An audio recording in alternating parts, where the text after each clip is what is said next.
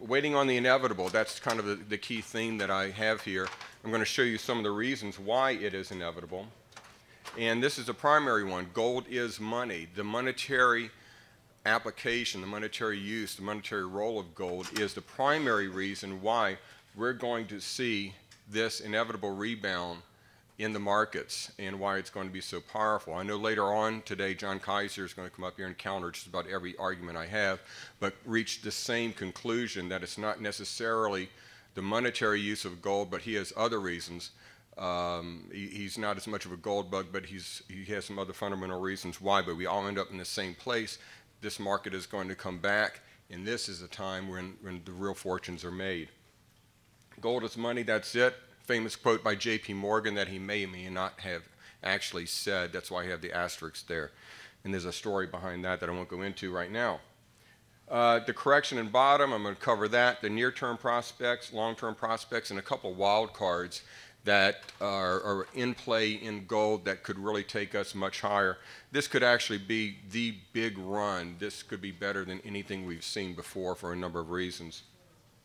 Let's look at the correction in the bottom. What we have here is the history of this gold bull market going back to, actually going back to the early 70s, late 60s. These are the big runs in the market. So there we have the 1980s. That's the run we have. When you look at this big grand sweep of history, this is certainly very dramatic, what we saw since 2011. But this torture that we've been living through over the last few years is barely a blip on the big scheme of things, and it's been repeated over and over again, and we've always come out of such situations. This is gold over the last year. You can see that last year, and hearkening back to somewhat of what Gwen said, back last summer we got up to around 13, 14 in that little springtime run. We all got excited, but then whammo, it hit us again. We had a little blip here. Actually, earlier this year, we got excited again. We had a little blip, as I'll show you now. Over the last few months, a couple of weeks ago, we got up to 1225 and then got smashed down. But generally, the short-term picture is that we're running in a range between 1180 and 1220. That's kind of a solid level where we're at. I'll go into some other reasons later on, but Gwen brought them up. The all-in sustaining cost of production are one reason why we're kind of around the bottom. If you look at some of the really smart people in the industry, people like Ross Beatty, Rick Rule, Rick has been the guy that at my conference has always come up in the podium and told everybody why they're so stupid to be involved in this area, in this market. They need to sell, sell, sell. Don't be buying these companies.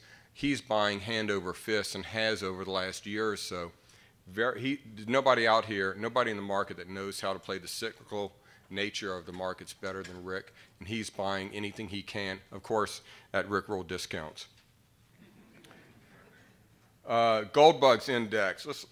You've lived through this. Again, we're around a long-term bottom. We all know that we're around a long-term bottom. Prices for the metals can go lower. They can go lower than the cost of production, but they can't go much lower for very long. So we have a general feeling here that our downside is maybe 20%, you know, knock on wood, but our upside, quite literally, for even the least speculative of the juniors, the companies that have identified resources, are fairly solid, fairly stable. These things can go up 200% if we just get up to, you know, those kind of 1,350, 1,400 level prices that we had not long ago. We don't have to have a huge, big bull run for there to be tremendous profits to be made in this sector. So that's a Gold Bugs Index. The junior gold miners, the same thing. We're bouncing around the bottom. What we're looking for is when will we come out of this? Let's look at our near-term prospects very quickly. The US dollar index. This was a killer for us in the industry. As you can see, that huge run, 27% from trough to peak in the US dollar. Over the long term, I think the US dollar index is irrelevant to the gold price because gold is priced against the dollar every single day. It's really that when we get into a major bull run in gold like we saw in the 2001, 2005 time span or the 1970s, gold starts rising against all currencies, all fiat currencies, and that's when you have these really powerful bull runs. In the meantime, though, over the short term, the speculators, the Western speculators that set the price of gold on a daily basis do follow the dollar index, and it does have an effect, as you'll see, on the metals and primarily on the other commodities. This, again, is a US dollar index. You'll see this is the big spike in the Swiss franc. These are all of the other trade currencies that are plotted against the dollar index. So the dollar has been the dominant story for some time. However, the dollar index is primarily the dollar versus the euro. Now here where we see with the dollar rise, this blue line is a dollar index. You see it going up. You see the Thomson Reuters commodity index, what that's done, and that includes all of the base metals, some of the sauce. And when we had that little drop there in the dollar, an instantaneous reaction in the commodities, very direct correlation. Here we have the US dollar index versus gold. You'll see a general correlation that you'll have a general downtrend in gold as the dollar made that uptrend, but gold has not suffered as much as other base metals and other commodities against the dollar index. Part of that is the safe haven nature of gold. This always seems to be an issue these days. It tends to elevate it. But again, gold truly valued is valued against all other fiat currencies. Very short-term pictures. These are weekly charts. Interestingly, these charts come from the chartstore.com. A good friend of mine, Ron Grease, does these for Gold Newsletter. On the weekly chart basis, gold hit a few technical buy signals over the past couple of weeks, but these are weekly charts. They do not incorporate, say, the drop. I think it was about an $18 drop we had last Tuesday. So it's not really short term. So these buy signals may, in fact, still be in effect, but they're somewhat weaker than they were a while back. We have a tightening of the Bollinger Band here that tends to precede a breakout. Here in the stochastics, we saw an uptrend that still may have some length to it. So in the short term, we have an improving technical picture for gold, but it's still not conclusive as yet. Same thing for silver. If you look at the support lines, 1478 on the downside, resistance is around 1870, which seems a good bit away, but silver is actually also on a short-term buy signal right now, according to these charts. In summary, the recent mini rally that we saw about a week and a half ago has lost some momentum this past week. We're now entering the summer doldrums. The economic data is something I've been watching very closely. I was convinced, as were a number of other people, that first quarter GDP in the U.S. was going to be negative. It turned out to be significantly negative. What we're tracking now is the second quarter GDP. That's another big story right now. If the second quarter comes in at a negative, when you have the technical, therefore have the technical definition of a recession in the U.S., then I think you can very safely put off any Fed rate hikes until well into 2016. I don't think we're going to see that, though, because second quarter GDP is tracking around 0.7% growth right now. Still pretty fragile, but the results have been mixed. We've had good news with bad news, not a solid trend there. So looking at all of this, you would think going into the summer doldrums that the story's a bit negative for gold. But gold moves when we least expect it. It loves to surprise us, not only moving when we least expect it, but for reasons that we never foresaw. So I really think we're set up for some surprises in gold. Let's look at some of the long-term prospects for the metal and why I think the picture is so bullish over the long term. Now, we've been through a long term. We've been through over 3 years of a market bottom right now. So we're from a cyclical, from a timing standpoint, we're looking at a good time for a turn. The long-term picture, though, for gold that I think make higher gold prices almost assured is the debt picture, primarily in the U.S. It's really a global thing in the Western world, but in the U.S., the federal debt's already too large, and it's still growing too quickly to address through spending cuts or economic growth. There has to be some debasement of the currency, debasement of the dollar, to handle this debt load over the long term. The Fed's QE and easy money policies created an enormous overhang of money. I'll get into that in a minute, and potential inflation, and there's not going to be any easy exit from this. Here's the gross federal debt, the growth rate, the actual growth rate long term since the institution of the Federal Reserve is 8%, 8.8%. It's reaching $20 trillion before President Obama leaves. We thought that was far off into the future. It isn't. Gross federal debt as a percentage of GDP, 102%, 102.5%. That used to be the benchmark for a banana republic on the edge of default. We're now the standard bearer. And that's actually very good in the Western world, but it's still way out of control. Gross federal debt, here we see what happened if gross federal debt grew in World War I, the Depression, World War II. Here's when the implication or the institution of, say, the Great Society, fiat currency, the elimination of gold from dollar backing in the 1960s. Here's what happened to gross federal debt. We didn't have the excuse of fighting world wars. We didn't have the excuse of a Great Depression. This is all profligate spending beyond our means. And this necessitates at some point a devaluing of the dollar. And actually, it has happened over the long term. Here we see the gross federal debt year-over-year change. This was around 2009 in the stimulus package, quantitative easing, et cetera, et cetera. That was unsustainable even over the short term.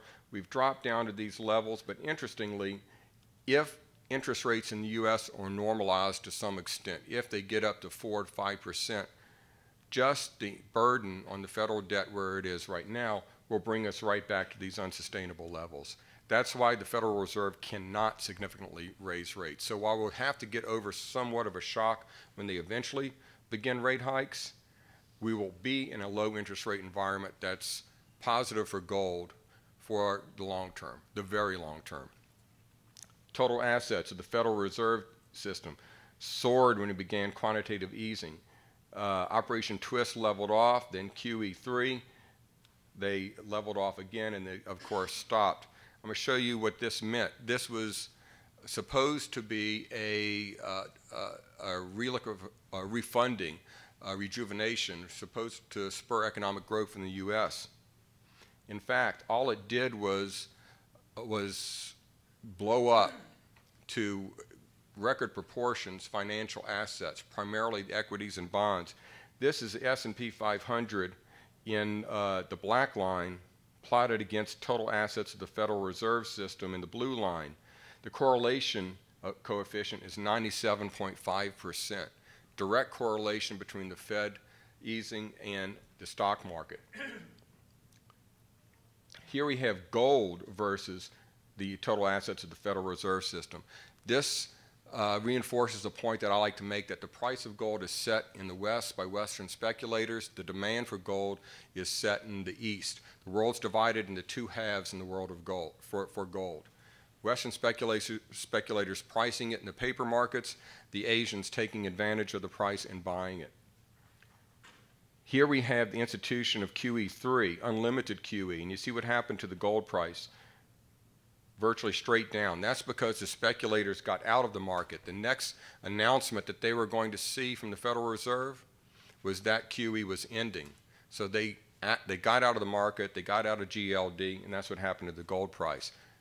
I'll show you in a minute that what the Chinese did in reaction to this. M1 money supply, parabolic rise, purchasing power of the consumer dollar. This is what happens over a long-term depreciation of the currency. When you get to something like this where it's steeper, that's where we're going to have to see at some point to handle the debt load we have right now, and that corresponds to what we saw in the 1970s. U.S. bank reserves, about $2.65 trillion overhanging the economy in bank reserves. At some point this has to hit the U.S. economy. It's not money right now. When it does, you'll see retail price inflation spark. Alan Greenspan at my conference said that what this means is that we have this huge potential inflationary explosion tinder, but it's not been lit. When that money hits the economy, the U.S. economy, it will be lit. And that will result in the kind of a thing that historically moves the precious metals. So in summary, the Fed's painted into a corner. Global markets and investors are addicted to quantitative easing and zero interest rates. The equity markets are. They're trying to get used to this idea of Fed rate hikes. There will be some sort of an event, a market event, when the Fed does begin to raise interest rates. Greenspan actually told me this in a private conversation at my conference, that he thought that there's no way we can exit this era of quantitative easing without some type of a major market event. So we have that to look forward to. Gold will, of course, respond well in that in reaction. Rising interest rates will blow the federal budget. Rates can only go so high over the long term. Continuing policies as we are now only exacerbates the issue, only makes it harder to extricate ourselves. Every option that we see going forward will lead to higher gold prices. Now, there are a couple of wild cards here I'd like to go over. One of which really isn't a wild card, but kind of a standard, a fundamental foundation for the gold market that we have right now, and that's China. Here we have GLD holdings versus the price. We see that when the price of gold went down, GLD holdings plummeted. It wasn't the holders in GLD weren't quite as sticky, long-term holders, as we had hoped for. What happened is that this chart tracks the total published repositories, mutual funds, ETFs, et cetera, of physical gold and their holdings, how they dropped when the gold price dropped. And I use this as a proxy for Western gold demand. And what we see is that as the price dropped, the trend-following speculators abandoned the market, got out of the market. We've seen, however, that we've reached kind of a base. The ETF, this is a total holdings of these ETFs. It's kind of leveled off. We still have some withdrawals, we have some additions, but I don't think it can go much lower. The people that are still in these ETFs are fairly strong hands. So what happened, and this is over the longer term than just this reaction that we saw, but here we have in blue fabrication and investment demand for gold from the West. And we see that it's generally fallen off. But if you look over the long term, the East, it's actually grown and continue to grow. Asians are buying gold hand over fist, and even more intensely over the last year and a half, 2 years than ever before. How do we know this? The Shanghai Gold Exchange tells us this with their weekly reports and withdrawals. Shanghai Gold Exchange, as Koos Jansen, who blogs at bullionstar.com, he's really the guy on this. He tracks this on a weekly basis, but he's proven that this is a very close proxy for Chinese gold demand, domestic gold demand. We see that it's soared, especially since that drop or that attack on gold in April of 2013, when the Western speculators dropped it a couple $100 an ounce in a flash. The Chinese started buying hand over fist, and they haven't slackened off. Surprisingly, I thought this level of demand would drop off, but it hasn't. It's kept up. Here we see each year's demand. This is 2013 cumulative demand. This is 2014. If you were to listen to the World Gold Council, they would have told you that gold demand fell off from China by 50% last year. In fact, it fell off only 4%.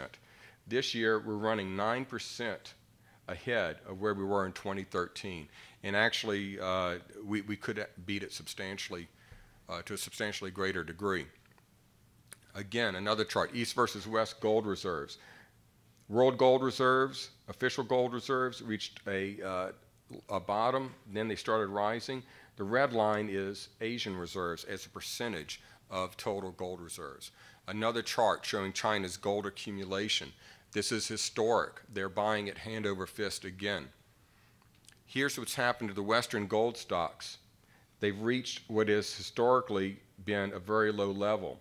This implies there's only 370,000 ounces of gold backing all of the COMEX gold contracts right now.